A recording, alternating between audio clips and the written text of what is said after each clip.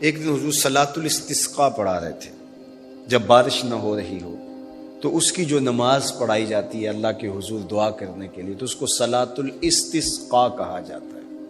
ام المومنین سیدہ عائشہ رضی اللہ تعالیٰ عنہ سے مروی ہے۔ تو نماز پڑھاتے پڑھاتے حضور نے ہاتھ آگے کیا، پھر پیچھے کھینچ لیا۔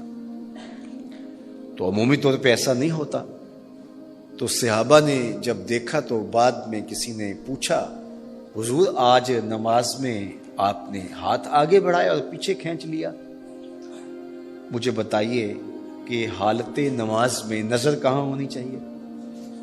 جائے سجدہ پہ ہونی چاہیے نا، لیکن صحابہ حضور کو دیکھ رہے ہیں۔ اللہ اکبر۔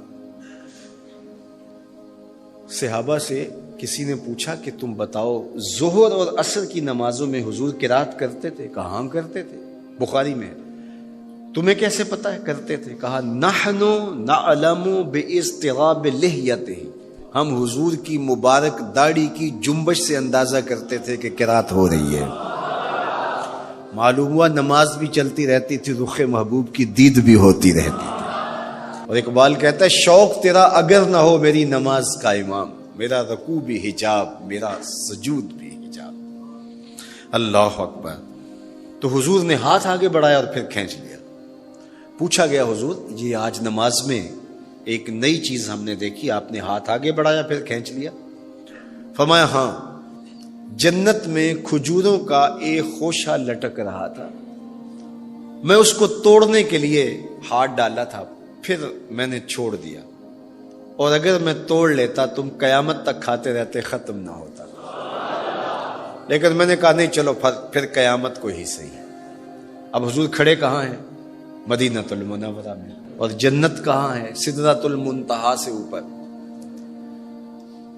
سر پٹ گھوڑا دوڑے، اور تیز رفتار گھوڑا، تازی گھوڑا، 500 سال دوڑنے کے بعد پہلے آسمان تک پہنچے، پھر اتنی موٹائی آسمان، پھر دوسرا آسمان، پھر تیسرا آسمان، درمیان میں پھر خلائیں بھی، پھر وہاں سے 7 آسمانوں کے بعد کہیں سدرۃ المنتہا۔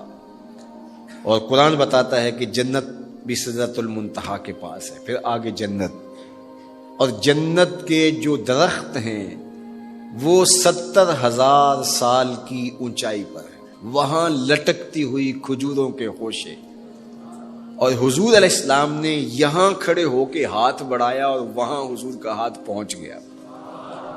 یہ ہاتھ کے پہنچنے کی منتہا نہیں ہے، ضرورت یہاں تک کی تھی لہذا یہاں تک پہنچا، اگر ضرورت اس سے آگے کی ہوتی تو آگے بھی پہنچ جاتا۔ تو حضور کا ہاتھ یہاں سے یہاں تک پہنچا۔ یہ حدیث پاک میں نا، میں اور آپ ہاتھ اٹھائیں تو ہمارا ہاتھ کہاں تک پہنچتا ہے؟ 5 فٹ قد ہے تو 3 فٹ اوپر ہاتھ پہنچ جائے گا، تو ہمارا ہاتھ 8 فٹ تک پہنچے گا، زمین سے 8 فٹ تک۔ چلو کسی کا 9 فٹ تک پہنچے گا، کوئی چھلانگ لگا کے اچھل کے اوپر لے جائے گا تو 10 فٹ تک پہنچ جائے گا۔